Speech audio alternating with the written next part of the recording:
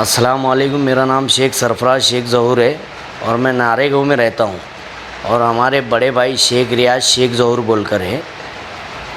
तो ये हाल ही में जो मसला हुआ है किराड़पुरे में, तो हमारे भाई को बेबुनियाद उठाकर लेकर चले गए पुलिस वालों ने।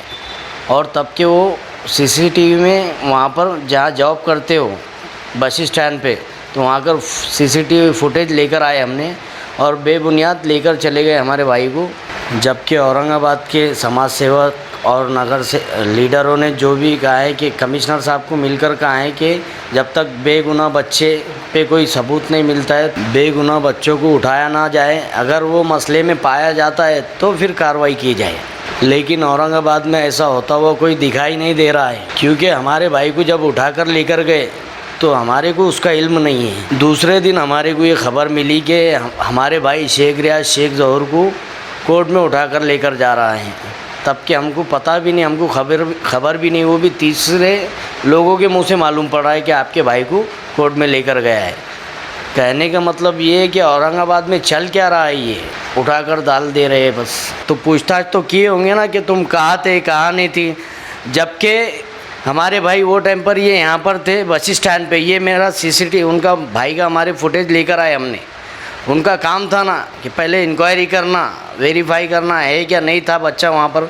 बेबुनियाद लेकर आ गए और उन पे केस दाखिल हो गया, वो भी 307 का केस बना दिए, जबकि हमारे भाई पे एक एनसी नहीं है।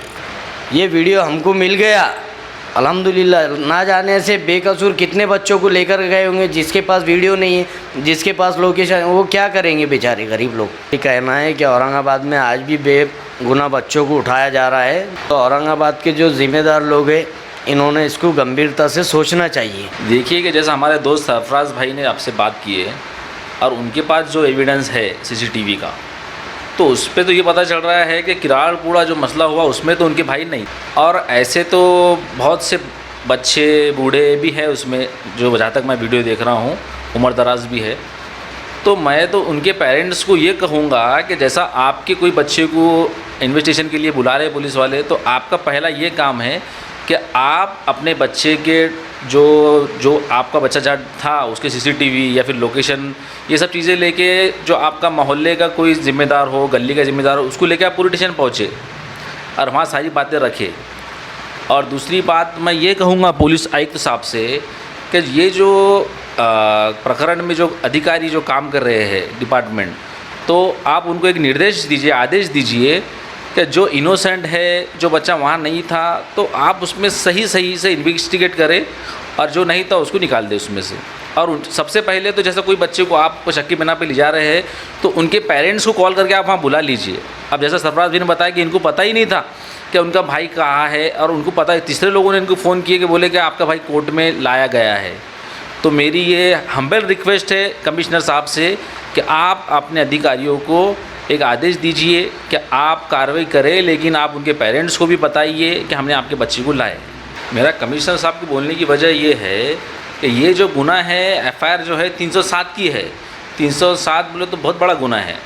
तो इसमें क्या है, इनोसेंट बच्चे के ऊपर 307 हो गई, जैसा भी सरफराज ने बताया कि उनके भाई के ऊपर तो एनसी भी दाखिल नहीं थी, तो 307 दाखिल होना बहुत बड़ी बात है। अब उसकी शहर में बदनामी, अब उसके रिलेशन ख़राब, उसका जो कारोबार में बहुत प्रॉब्लम आ जाता है उसके लिए। और अब पासपोर्ट, कभी उनको खाज उम्रा को जाना है। अब इसमें तो बहुत से बच्चे ऐसे हैं जो तो स्टूडेंट भी है उसके अंदर।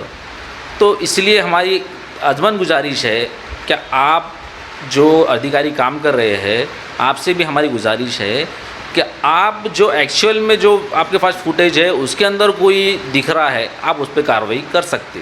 लेकिन इनोसेंट जो उसमें नहीं था, अब देखिए जो बातें तो चल रही थी बाहर के, भाई ये निर्दोष को उठा के लेके जा रहे हैं, लेकिन अब ये वीडियो के आधार पे तो हम आपको ये बताएंगे कि ये तो बात कहीं ना कहीं हमको सही होती हुई नज़र आ रही है।